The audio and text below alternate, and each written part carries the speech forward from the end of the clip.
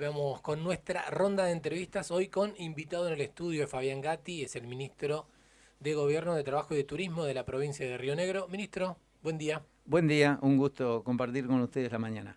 Hoy por Cipolletti, dentro de las recorridas que suelen tener en la provincia. Hoy por Cipolletti, muy brevemente, ya nos estamos yendo mañana para Viedma, pero bueno, la idea es tratar de estar por lo menos un día de la semana, ya no podría decir cuál, primero la idea Claro. era el lunes, pero estar un día de la semana desde aquí para compartir con los intendentes las cuestiones que suelen surgir en el valle, que siempre son interesantes de conversar, de atender y de llevar a Viedma para su resolución. Bien, ¿arrancamos con las buenas o con las malas? Cualquiera, ¿Le da lo mismo? cualquiera. Arranquemos con, yo digo, cuando me refiero a las malas, me refiero a la, entiendo, respuesta de los gremios, más allá de que el comunicado oficial destaca la buena voluntad y el diálogo de ATE y de UPCN, que es cierto, siempre lo han tenido, o por lo menos desde hace un buen tiempo lo tienen, pero que han dicho, necesitamos un esfuerzo más de la provincia y requerimos que nos hagan una propuesta concreta, además de mostrarnos los datos positivos de los aumentos otorgados entre enero y septiembre. Bueno, se dieron a conocer los datos, la diferencia entre el proceso inflacionario, conocido por todos, desde enero a septiembre, que ronda más o menos el 100, 100 y algo por ciento, 101, 102%, en cuanto a la recomposición salarial vinculada con la inflación durante ese mismo periodo, realmente el Estado provincial ha hecho un esfuerzo y también lo ha hecho en función de tratar de proteger no solo el buen vínculo que ha habido históricamente en estos últimos años con ATE y UPCN, sino de tratar de proteger el salario de los trabajadores en un contexto de macroeconomía nacional, casi históricamente tenemos este tipo de Mm. contextos, muy complejo sobre todo para los sectores de ingresos fijos o de menores ingresos, que durante todo este año, ante la recomposición de tarifas que impactan en la economía familiar, llámese gas, luz, transporte colectivo, etcétera, era necesario ir un poco por arriba de la inflación, que es lo que el gobierno ha intentado hacer en este tiempo. Lo que no tenemos que perder de vista es el equilibrio, que eso no nos lleve en algún momento a aquellas etapas de otra de otra época de la historia de Río Negro, en donde los salarios dejaron de pagarse, no se pagaron en término. El gobierno del gobernador Beretinec históricamente ha sido muy prolijo con el manejo de las cuentas públicas y un poco esto era lo que se le transmitía ayer a los gremios en la reunión paritaria que se llevó a cabo en Viedma en la función pública. Mantener el equilibrio, no exigir las finanzas públicas más allá de lo que podemos dar y bueno, y no olvidar que hemos tenido un porcentaje bastante más importante que lo que la inflación se llevó este año en la economía de los rionegrinos. Bien, se lo van a pedir igual, ¿eh? No, claro, ellos salieron de la reunión planteando la necesidad incluso de algunos ítems en particular que lo dejaron muy en claro. Es el trabajo de los gremios, es el trabajo de cada representante de los trabajadores intentar que su sector mejore en un país que históricamente en los últimos 50, 60 años ha tenido crisis de la importancia suficiente como para ir dejando fuera del sistema a muchísimos argentinos. Hoy tenemos 53% de pobres. En los años 70 era un país con 4 o 5, que es una medida casi normal. Y cuando digo, yo ya estaba en los 70, o sea, yo era un adolescente en los 70, no pasó tanto tiempo desde esa época a ahora, cuando uno mira índices comparativos con otros países, en la década del 60 todavía la Argentina tenía un producto superior a Brasil y México juntos. Brasil y México juntos, teniendo en cuenta que tienen 5 o 6 veces la cantidad de Mm. Argentina sumados los dos, ¿no? Bueno, todo eso ya no lo tenemos, entonces ser prudentes en esta etapa de recomposición de las finanzas públicas. Río Negro, desde el gobierno de Alberto, ha sido realmente muy ordenado. La idea es seguir manteniendo eso, cuidando la relación con el empleo público, que claramente hasta el presente al menos es muy buena, por lo menos con ATE y UPCN, y a partir de allí tratar de, entre ambos, llevar adelante un criterio de equilibrio que no perjudique al resto de los rionegrinos. Claro. Ahora seguimos con la coyuntura, pero cuando marcaba esto del índice de pobreza en los 70 y del producto que generaba Argentina en los 60, me surge una pregunta basada en una frase muy famosa de Mario Vargas Llosa, de Conversaciones en la Catedral, que en un momento se pregunta, ¿Cuándo se jodió el Perú? ¿cuándo se jodió la Argentina entonces? ¿Cuándo ¿Cómo se fue jodió que la lo Argentina? arruinamos tanto? Mira, yo leí un libro muy interesante, La excepcionalidad argentina, es el principio, el título, no me acuerdo entero el título, pero hay una etapa de la Argentina, y la verdad que me interesa el análisis y la conclusión de quien lo escribe, que tampoco tengo el nombre ahora en la memoria. Era el director en su momento del diario más importante de Bahía, La Nueva Provincia. Mazot. Mazot. Vicente Mazot. Vicente Mazot, exactamente. Un Del librito muy apogeo chico. al subdesarrollo sustentable. Exactamente, del apogeo al subdesarrollo sustentable. Un libro muy chiquito de 130 páginas que ubica, incluso para los que dicen que el peronismo inventó todas las tragedias argentinas, lo ubica antes de esa entrada del peronismo al poder, al momento en que, al decir de Vargas Llosa, se empezó a joder la Argentina. La política, decía Perón, es política internacional siempre. No olvidemos que en esa época salíamos de la Primera Guerra Mundial, estábamos en los años 30 atravesando la crisis del 30, que desmoronó la economía americana, y preparándose Alemania para la Segunda Guerra Mundial. En ese proceso, la Argentina en general, su dirigencia era pronazi. En su gran mayoría. Cuando uno busca en internet, busca en YouTube, fotografías de la época, de actos patrios de la época, hay muchísima esvástica nazi presente en esos actos. Lo cierto es que Argentina en ese momento todavía era uno de los 10 países más poderosos en términos de PBI en el mundo. Con lo cual, cuando se empieza a vislumbrar la guerra y cuando se desata finalmente la guerra, Argentina mantiene una posición neutral. Esa posición, esto es la hipótesis de Mazot en el libro, ¿no? Esa posición de neutralidad es aprovechada especialmente por Brasil, el presidente de Brasil en ese momento, que acuerda con el presidente americano la tranquilidad de los Estados Unidos respecto de todo Sudamérica, con excepción de Argentina. ¿Qué significaba esto? Que los Estados Unidos podían enfrentar la guerra en Europa, la guerra en África, la guerra en el Pacífico, sin tener ninguna dificultad o por lo menos ningún temor de lo que pasara en Sudamérica. A excepción de Argentina, que claramente, a pesar de la neutralidad, y lo digo con comillas, tenía un posicionamiento de toda su dirigencia, no solo del golpe militar que en ese momento se conducía al país, pro-nazi. Esto lo sabían claramente los servicios de inteligencia americanos y siempre lo tuvieron en cuenta. Termina la guerra y antes de la culminación de la guerra, 15 minutos, la Argentina, ante la derrota manifiesta de Alemania y después, posteriormente, de Japón, decide ingresar a la guerra.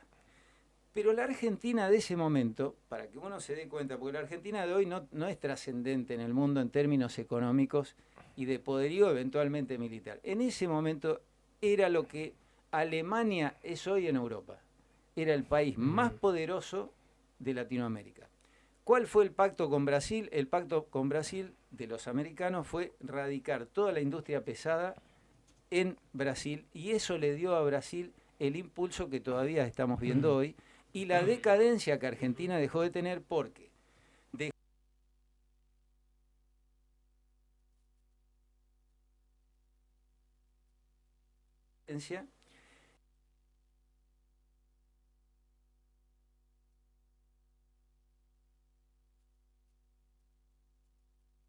cual nos quedamos afuera de los mercados más importantes de la época. Y eso, indudablemente, más tarde o más temprano, impacta en la economía y generó el crecimiento de Brasil.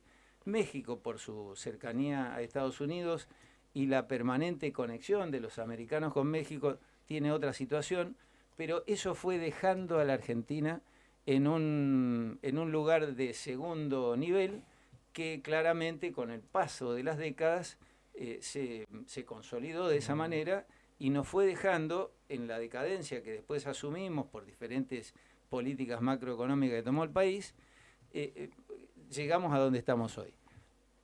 Respuesta a ese famoso libro que empieza con esa frase, ¿cuándo se jodió el Perú?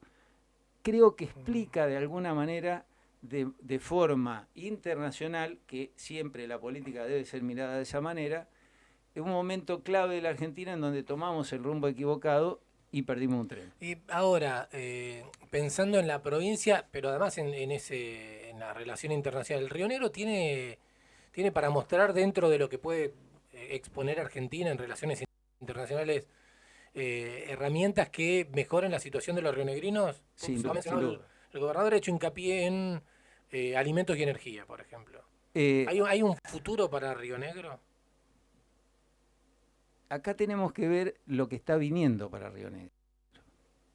En gran medida este proceso de crisis macroeconómicas, año 75 Rodrigazo, 82 Igó, 89-90 Alfonsín Menem con la hiperinflación, determinaron desde mi punto de vista, yo vine por primera vez al Valle en el año 78, que el Valle de esa época ya no sea el Valle de hoy. La macroeconomía fue destruyendo la producción del Valle de Río Negro. Hoy tenemos muchísimo menos plantado de lo que teníamos en esa época, pero Río Negro se empieza a perfilar como una provincia minera, no olvidemos Calcatreu y todo lo que a partir de ahí se va a desarrollar.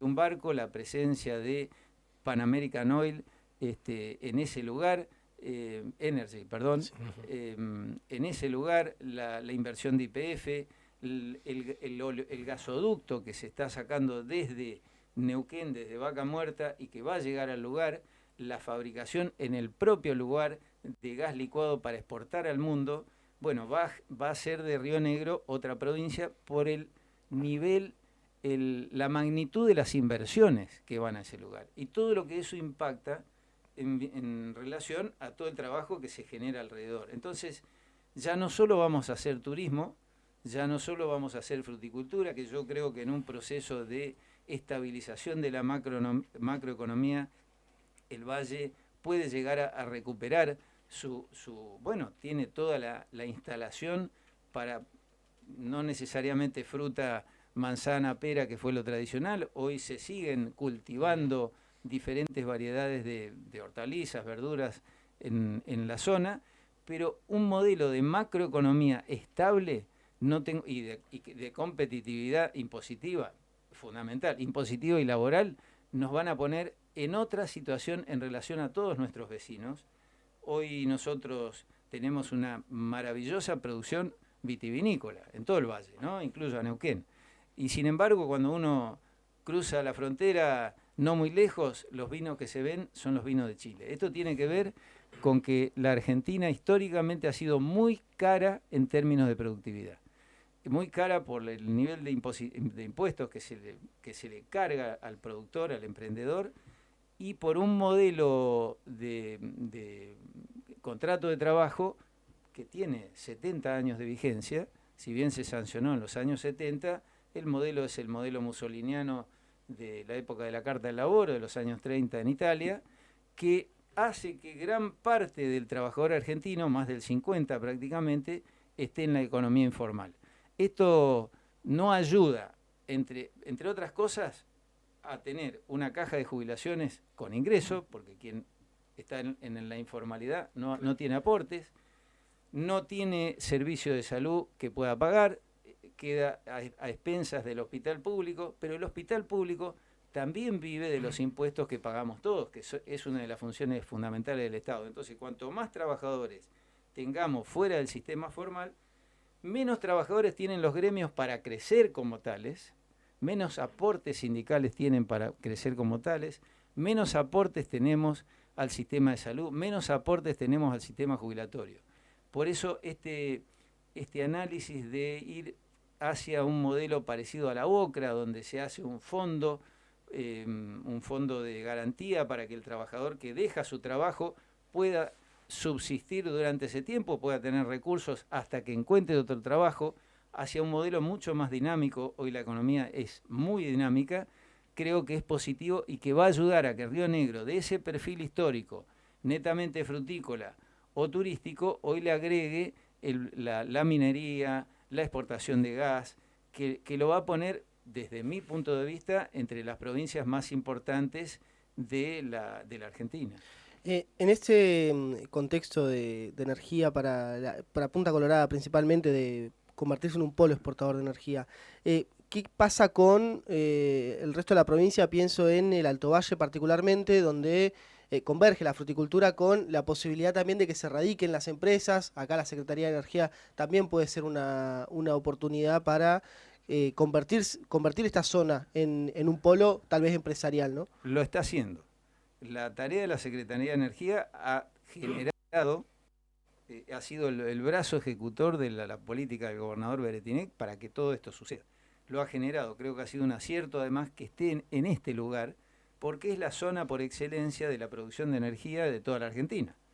Yo lo que veo es que además este proceso de crecimiento, que me parece que, si bien hoy todavía no se ve, de acá a 2-3 años, si conseguimos estabilizar la macro, si conseguimos hacer desaparecer la inflación, cosa que lo han conseguido absolutamente todos los gobiernos vecinos de izquierda, porque parece que la inflación era una cuestión de izquierda. Mentira.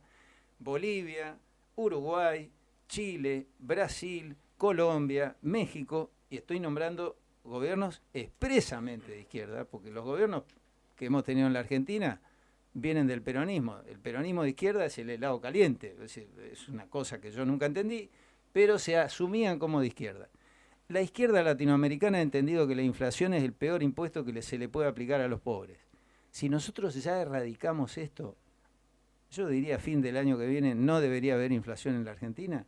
Vamos a empezar un proceso y seguimos bajando impuestos, cuestión fundamental, transformamos legislación laboral, vamos a tener un país que va a poder competir. No vamos a necesitar de las famosas devaluaciones que lo único que hacen es destruir el salario real. Claro. Porque cada vez que hay una devaluación, valemos menos en dólares.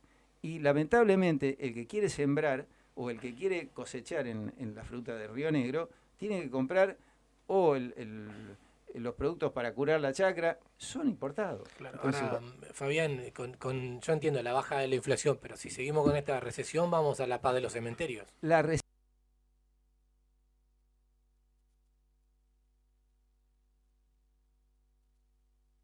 Vamos a poner el nombre, que no, se murió de una enfermedad grave, o un cáncer. Sí, parece que fuera mala palabra, sí. Si uno no hace el tratamiento, si uno no se opera, si uno no hace la quimioterapia o los rayos, se muere. Claramente esa etapa es una etapa que hay que pasarla. Quien ha tenido la tragedia de pasar por esa instancia y la felicidad de sobrevivirla, sabe que es una etapa muy dura. Pero es lo imprescindible para volver a vivir en serio. Yo analizaba los datos del fin de semana turístico de Río Negro, ¿no? Y entre las conclusiones que leía era el año pasado fue mejor. Claro, sí, el año pasado fue mejor, pero fue a partir del previaje mejor. O sea, del subsidio fue mejor. El subsidio lo paga el que viaja y el que no viaja. Y a veces el que no viaja porque es pobre. Entonces el subsidio del previaje lo pagaban los pobres. Este año no lo pagó nadie, se lo pagó la gente. Y en términos comparativos con la prepandemia, que es una buena referencia para tener en cuenta, es más alto. E incluso respecto del año pasado es sensible, es muy, muy poco menos importante, casi un 10% menos, 10-15% menos de lo que pasó el año pasado, con subsidios. Entonces, ya yo creo en los modelos de estabilidad, el mundo tiene estabilidad, no es una convicción meramente personal. Paraguay es un país estable y es un modelo de centro de recepción de inversiones. Uruguay lo es, bueno, Brasil. ¿Por qué no ir hacia eso? Porque ya está visto que da resultado. Son países que en todos estos 20 años, 30 años, han seguido creciendo. La Argentina no creció. Y por eso menciono a esos países, porque nos parecemos mucho a esos países, y sin embargo no en esto. Eh, Ahora, en este contexto, más allá de las variables macroeconómicas, ¿qué le parece las determinaciones que ha tomado el gobierno nacional sobre qué perillas ajustar para llegar a esa estabilidad macroeconómica? Pienso en lo que pasó recientemente con el veto en jubilaciones, en financiamiento universitario, la pérdida de salarios de los trabajadores estatales. Bueno, yo si hay algo en lo que creo es que el déficit fiscal debe dejar de existir. Los 4 que estamos acá, con los ingresos que tenemos, seguramente en nuestra familia medimos cuánto vamos a gastar. Nadie gasta más de lo que le ingresa. Los 4 que estamos acá. Y no fuimos a la Facultad de Economía, no fuimos a Oxford, no fuimos a dar conferencias a Estados Unidos, a Massachusetts, no fuimos a ningún lugar. Sabemos que eso es lo imprescindible para sobrevivir con cierta holgura o dignidad en la familia. Bueno, cuando el argentino llega a la conducción del Estado, por lo menos al Estado Nacional, eso no ha sucedido así. No es lo mismo a las provincias. En general las provincias, salvo alguna que otra, podría nombrar hoy La Rioja, que no puede pagar su masa salarial y tuvo que emitir bonos. En general las provincias argentinas están equilibradas, los municipios están equilibrados. Ahora, la macro argentina se ha construido a fuerza de, primero, endeudamiento. ¿Por qué? Porque se gasta más. Después, cuando ya no nos presta nadie, vamos al Fondo Monetario para que nos preste el Fondo Monetario, que es un agente de préstamo para los países tontos que ni siquiera con el préstamo privado del mundo sobreviven. A una tasa del 3%, que es una tasa razonable. Cuando ya tampoco le pagamos al fondo, emitimos dinero. ¿Quién de nosotros 4 puede en nuestra familia hacer eso? Ninguno. Ni ninguno de los oyentes. Entonces, ese modelo, francamente, no sirve. Yo creo en el equilibrio de las cuentas públicas, lo decía al principio cuando hablábamos de la discusión salarial con el resto de los empleados públicos. Creo que eso es fundamental. Lo que sucedió es que la Argentina se excedió en ese modelo de gastar mucho más de lo que le ingresaba durante décadas. Y tenemos una cultura en la política, por eso la política ha sido tan duramente castigada, que siguió en ese sentido. A partir de diciembre la política se encontró con una sorpresa. Digo, la política tradicional se encontró con una sorpresa. Apareció una persona que hablaba de terminar con la inflación y otra persona que hablaba de terminar con la inseguridad. Los dos temas claves de la Argentina. Yo ayer decía, a partir de una pregunta que me habían hecho, tenemos que volver en la política a tener en cuenta la agenda de las mayorías. Y la agenda de las mayorías tiene en primer lugar, ya no tanto, porque como la inflación está bajando, a la inflación. Entonces, para llegar al crecimiento, primero hay que bajar la inflación. Esta es al menos mi mirada. Y en ese esquema decimos, bueno, no hay obra pública, por ejemplo. Ruta 22.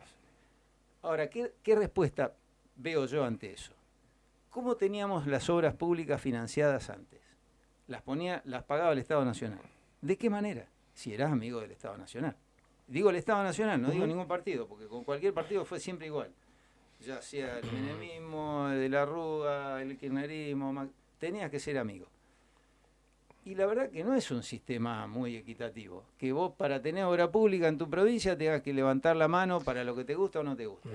Ahora propone un poco eso en el Congreso también, Javier Milei. Yo lo que digo, pero lo que va a pasar ahora, si el Estado no se endeuda por sobre lo que necesita, porque todos tenemos tarjeta de crédito, y capaz que pasamos un poquito más de los ingresos, pero eso es tener crédito que sabemos que vamos a pagar. La Argentina ha tomado crédito que nunca pagó, es el peor pagador de la historia moderna. Eso rompe cualquier reputación. Lo que yo digo es, los bancos, yo fui director del Banco Provincia, representando a la provincia, y me llamaba la atención algo cada fin de año. El banco festejaba, celebraba los buenos resultados de la gestión del año, yo salí a la vereda y la Argentina se estaba desmoronando. ¿Pero por qué?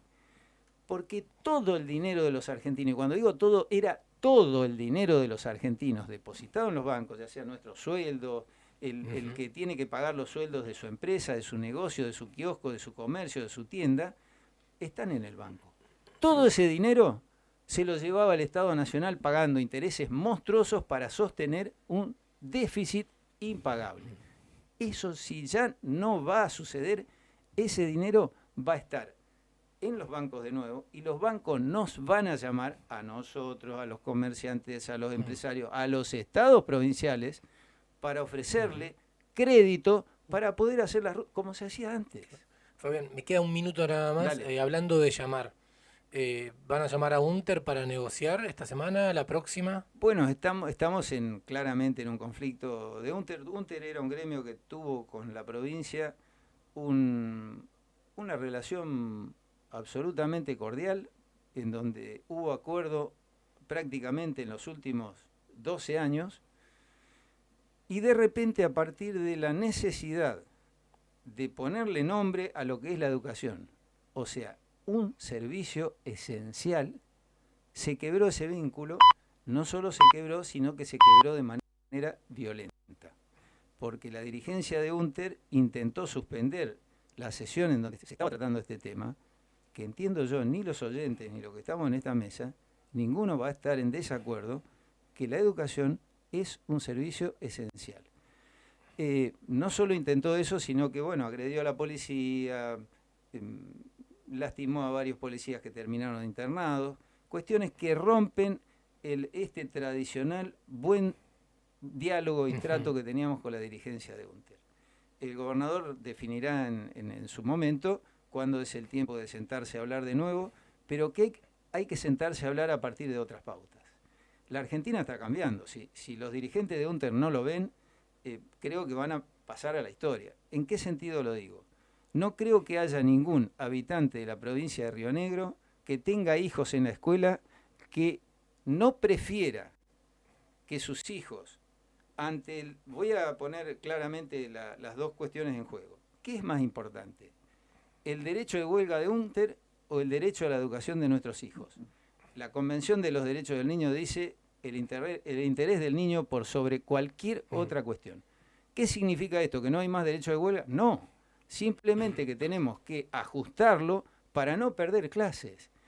Hemos vivido un deterioro de la educación pública en los últimos 40 años como no se vivió jamás en la Argentina, y tiene mucho que ver con el modelo violento y extorsivo de muchos gremios docentes del país. Hoy le toca a la UNTER, pero lo hemos visto en la provincia de Buenos Aires y en diferentes otras provincias, que le han costado a los argentinos que los chicos que hoy van a la primaria apenas aprendan a leer y escribir, y cuando pasan al secundario no pueden comprender un texto si salen de ahí. Muy bien. Nos queda mucho más más tema para charlar, pero bueno, lo que no nos queda es tiempo, ministro. Gracias por la visita. No, muchísimas gracias a ustedes. Fabián Gatti, ministro de Gobierno, Trabajo y Turismo de la provincia de Río Negro, en Mañana es Mejor.